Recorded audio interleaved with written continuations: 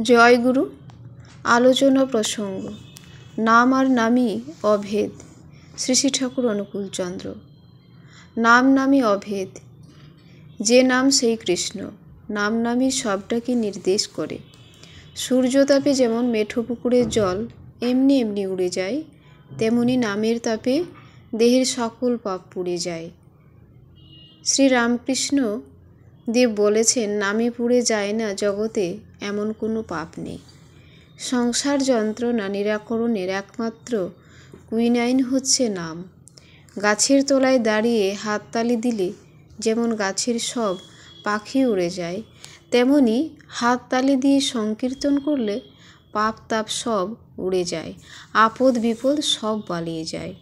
যে জায়গায় নাম কীর্তন হয় না সে জায়গা শ্মশান বলে জানবি। নিষ্ঠাসহ নাম পুরাই মনস্কাম। নাম আর নামই অভেদ। নাম কি ভগবান বলে জানবি। পরম প্রেমময় শ্রী শ্রী ঠাকুর অনুকূলচন্দ্র। জয় গুরু বন্দে পুরুষোত্তমম।